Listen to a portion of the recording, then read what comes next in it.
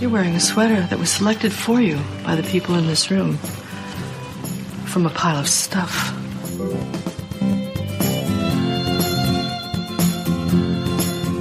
Give me a full ballerina skirt and a hint of saloon, and I'm on board. I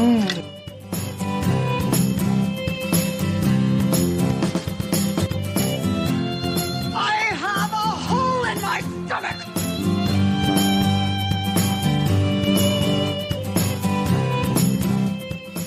I can't go back. Welcome to the She Became Visible podcast. I'm your host, Renee Steelman. This podcast is my story. It's your story. It's our story.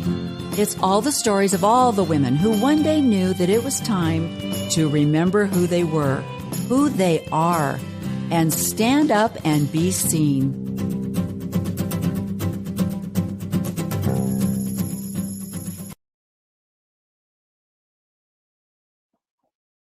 Hello. Okay, I hope you can hear me. It's windy where I'm at, and I want to make sure that you're not getting blown away by the wind. So I'm just going to take my chances. I'm also trying this new portrait mode that's available on StreamYard and see if I like that.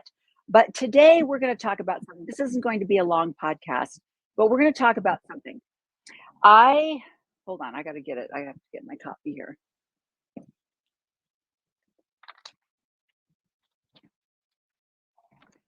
Okay, so today I went to the gym that I go to when we're in Utah, and I hired another trainer. I like working with a trainer. I like working individually, but I also like working with a trailer, especially if I think I'm not pushing myself enough. And when you're doing progressive loading, sometimes it's hard to push yourself. You know you should be adding weight, but you know it's going to be hard. And when you're in a public gym and you're working with a lot of other people that are wanting to use the equipment, you go to reach for the 25-pound weights and somebody else has got them and you're like, ah, crud. And that gets frustrating. So the joy of working with a trainer is that they have their equipment and you don't have to fight with other people to use the equipment. So I thought, all right, fine. I love working by myself, but I'm going to go ahead and hire a trainer for the time that we're here in Utah. So one of the things when you meet with a new trainer is they want to do an evaluation. And I hate the in-body scans. And I'll tell you why I hate the in-body scans. Because I have had them for years. I've been doing in-body scans. And I work really hard and I set a goal, but I don't see progress. And that gets discouraging, especially if there's some kind of a competition. And from all of my posts that I love F45. I love F45. I think I love F45 because when I joined in Scottsdale, the community that I joined at DC Ranch is amazing. It was just fabulous people, kind, generous, friendly. The community there is great, and I just loved the community. I've been to other F45s in other areas, and they're all nice. They're all fabulous, but there's just something special about the DC Ranch. And so I really loved F45. Plus, I thought it was a really great way of combining your cardio with your strength training. Well, I'm here to tell you that I think I'm getting a divorce from F45. I started working with my trainer in Arizona, Obey the Bolt, James, cannot love you more. And I started training for a fitness competition. And I found that I couldn't do that and F45 because I was going to get injured. It was just too much. F45 is a HIIT program. There's a lot of cardio. There's a lot of jumping up and down, jumping jacks, burpees, climbing on top of boxes, not climbing, jumping on top of boxes, and ropes and everything. Even when you're doing resistance training, it's quick, it's fast, it's cardio. And so when I was trying to mix that in with my strength training at the gym, I was getting injured. It was too much. And so I had to stop doing F45 and just do my cardio consisted of walking and the Stairmaster. And For a while, I tried to use F45 like a couple days a week, but even then I realized, you know what, I'm going to get hurt and that it wasn't worth it. So I kind of had to let it go. And I thought, now that I'm done with my bodybuilding training, I'll go back to F45. Well, I can't. I can't make myself go back because I really love working out in the gym. And I love the slowness and the intensity and the awareness of what you're doing. I love that so much. So, but I decided to get a trainer here in Utah because I knew that I needed to be doing progressive training and that I knew it was going to be hard. And I really also am conscious of my form. And that's one of the other things that I really like about having a trainer is they will make sure that you're doing your exercises correctly so that you don't get injured. And when you're my age, that's really important to not get injured. So I met my trainer this morning for the first time. And of course, he had to do an in-body scan. Have any of you ever done an in-body scan? They can either be encouraging or discouraging, but I want you to know what's happened. So I got on my in-body app and let me get back on it so I can share it with you. So the last time I did an in-body, and actually I was really like ticked off because I knew I was going to have to do an in-body scan today. And I was dreading it because the last time I did it, I was so discouraged. So let me tell you what happened. All right, when is this date? 8/18/2022.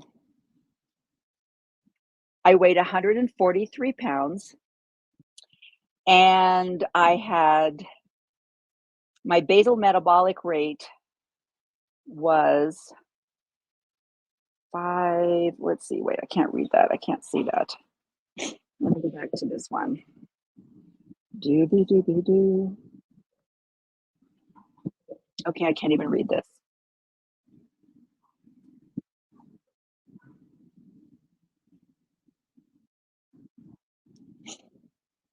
Nope, not the same device. Okay, anyway, so 8/2022, I was 143 pounds. Now, I stayed 143 pounds for the last almost 2 years. And then when I started cutting out F45 and just doing strength training, today when I went in, let me see if I can go back.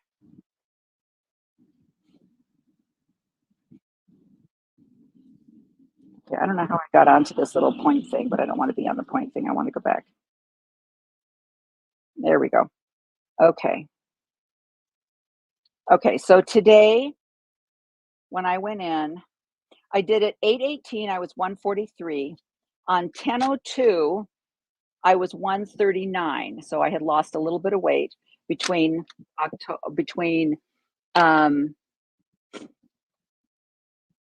October.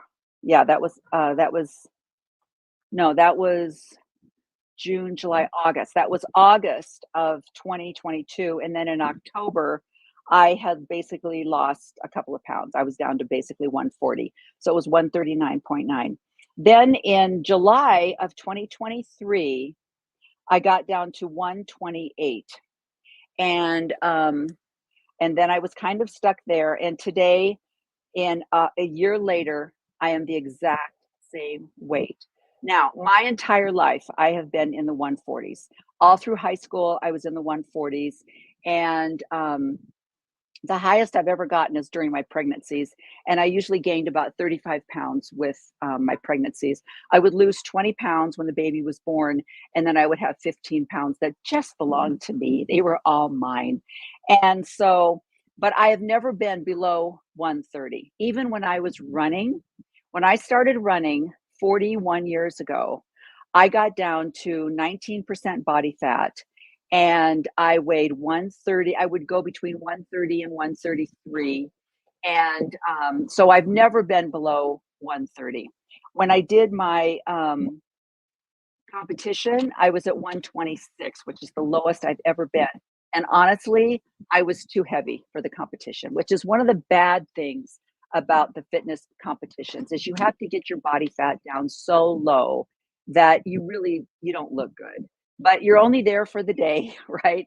And it's kind of an interesting competitive sport because you are starving your body, your hormones get crazy, you get your body fat down to an unhealthy level, you go on stage, you compete, you won an award, you go out to eat, you gain your weight back in 2 days. So it's an interesting thing.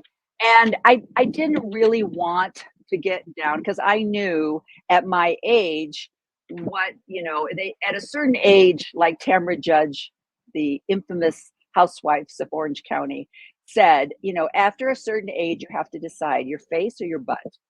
And at my age, I'm more concerned about my face.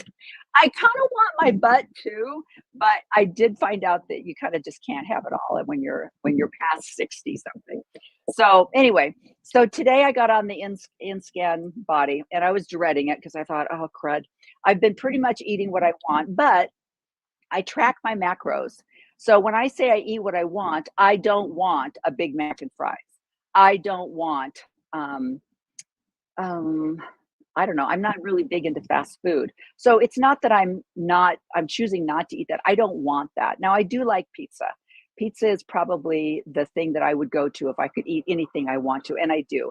But since we've been to Utah, there are some fabulous ice cream places here in Utah, and they are made with real cream. They are homemade ice creams. They are so good, and I am enjoying them. In fact, last Saturday, we went to Fremont Indian State Park and we passed through Mount Pleasant and there was a little family run, little drive-through, Wheelers, I think it was called. And their sign said something about shakes. And I said, stop, we're going there. And I got a cherry. Now, what they call a shake, I want you to know, is just basically a glass of ice cream. And it was the best ice cream I've ever had in my life. I got the cherry and the maraschino cherries that were used in it. I'm sure they're not healthy, but it was the best ice cream I've ever had. And then on the way home, we stopped off at a place called Iceberg and got their ice cream. And I ordered the cherry because I was going to do a comparative and it wasn't as good, but I'm not kidding you. I got the medium and it was this big. It was Okay, I can't keep my paper. It was this big. It was literally that big. I actually opened up the door and scraped off half of it because it was just too much. And it wasn't that good. But the ice cream, you could tell it was real ice cream. And they also, both Wheelers and Iceberg, had the best French fries. So I'm eating what I want, but I'm also tracking my macros. And I really am aware of what I eat. So I think that makes a difference when people say, well, I eat whatever I want to. Well, what do you want? That's the big question. So anyway, so today, my percentage of body fat is 17%. Now, I am not that thin. I mean, I am not stage ready if I wanted to do a competition at all. I would have to lose probably 10 pounds. And if I did that, I would obviously see more muscle mass, but I would also, my face would get very gaunt and the whole bit. But I have lost body fat because I stopped doing cardio. And that is my message for you today, is for all of you people that are training for a marathon or a 5K or, you know, where we live in Arizona, there's a lot of people on bikes. And I get confused because I see people who are obviously obese and they have decided that bike riding is going to be what they're going to do to lose weight and get in shape. And the answer is it's not. And their bodies are not built to be on those bicycles in the physical shape that they're in. And I just want to roll down my window and say, go for a walk and start strength training. That is the answer. The other thing is, when I was running all the time, like I said, I did get down to 130, but I did not have any muscle definition, and it did not change the shape of my body. If you want to change the shape of your body, you have to do strength training and you have to use heavy weights. Now, all of you that are doing yoga, that is so great for flexibility and movement. And I have seen some pretty impressive bodies for people that do yoga. Yoga is not my jam. I'm too hyperactive. I want to keep moving. It's too slow. So it's just not for me. I don't enjoy it. But I love strength training. So my message here for you today is I am 70 years old and I have been active for 41 years. I must say, I started running when my fifth child was born. And I've told this story, but I'll tell it to you again. I was standing at the kitchen sink, of course. Where else would I be? I was standing at the kitchen sink and this neighbor ran by. And I looked at her through my kitchen window and I thought, well, holy crud. If she can run, I can run. And I went out and bought a Walkman. That's how long ago it was. And I started running. It took me a month to work up to a mile, another month, 2 miles, 3 miles, etc. And so I was running. And then I started going to Nautilus and I started doing step classes. And I loved the step classes because there was music and there was movement and I felt like I was dancing. But there again, it's cardio. And she did add some weights and at times we would do some weights. But it wasn't a progressive type of strength training. And that's all I've ever done. That's all I've ever done. So fortunately, I got an app a few years back called Fitbod. And I had purchased some free weights and I had them in my home when COVID hit. So I was able to do the Fitbod app while COVID was going on. So I actually started building muscle during COVID. And then I found F45 and then I found a trainer and then I decided I wanted to start doing competitions. So it's been a progressive thing, but I just want you to know that if any of you follow Chalene Johnson, please follow Chalene Johnson. I will put at Chalene Johnson. But she will tell you the exact same thing. She was the Beachbody lady. This girl has done it all. And she will tell you right now, she goes for a walk and she does strength training. And she is in her mid 50s and she looks fabulous. So that's what my thing is here about. She became visible. It's so important. You know, there's always going to be dietary trends going on, but you've got to use your common sense. If something sounds a little off, like don't eat any fruit, don't eat any vegetables, listen to your gut that says that just doesn't make sense to me. If I remember correctly, people on ships got scurvy because they didn't have any fruits or vegetables. So if you're going to just eat meat, are you going to get scurvy? I mean, and I remember I actually went through a vegan stage. And I remember thinking at the time, because I went to a seminar and the lady that was running the seminar said, you know, B12 is really important and you're not going to get your B12 through your veggies. So you're going to have to take a supplement. You have to take a supplement or you will literally lose your mind. And so I remember going, well, then maybe I just raised my hand and I said, maybe we should just eat meat like once a week or twice a week. And everybody was like, oh my gosh, no, you know, but if you have to use a man-made supplement instead of using food, what is your gut telling you? What is your critical thinking skills telling you? That doesn't make sense. And I also remember when I was vegan, going through a store that advertised vegan shoes. And I thought, okay, so we went to the store and I'm looking at these shoes and I'm like, so what you mean is they're plastic. So you're using plastic. So I'm like, okay, so where does plastic come from? So we're using petroleum products, we're using chemicals, we're filling up landfills. How is this good for the environment? So, you know, there's always a choice. There's always a choice. And you guys do you. Everybody is different. Everybody has to decide what's good for them. I'm not a huge meat eater. I don't really like meat. I eat it because I keep track of my protein levels. But, you know, I would rather live on veggies and fruit. I would much rather, but I can't because my human body needs the amino acids and everything that I get from meat. And so that's just, I wanted to leave this message with you today. When we talk about becoming visible, it means to be the best version of yourself in every area of your life.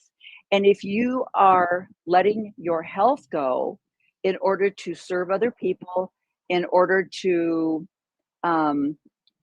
maybe constantly being in a situation where you're sitting at a desk, then maybe that's not the best version of yourself. And taking care of yourself doesn't have to mean adding things. Like you don't have to go out and do an hour of running or cardio and then go, oh, crud, now I have to do an hour of strength training. No, you don't. First of all, I get a lot of cardio just doing my strength training. I mean, I'm out of breath. I have to walk around and catch my breath in between sets. So I am doing some cardio. And going for a great walk feels so good. And I try to get my heart beat up when I'm doing my walk. And sometimes I just don't have the energy, and my walk is a 20-minute mile. But usually I try to keep it at like a 15-minute mile. Just depends on the weather, depends on what I've eaten that day. So that's my message for you today, to choose yourself and think about everything, every area of your life. When you talk about taking back your life and looking at how you can be your best self, health is number one. So thank you for joining me today. And I was so relieved when I got my InBody today, because I was prepared, because every other time I've done it, I've always been so discouraged. But it really confirmed my testimony. I bear testimony to you today that strength training is the answer to aging gracefully. All right. Have a great day. Bye-bye.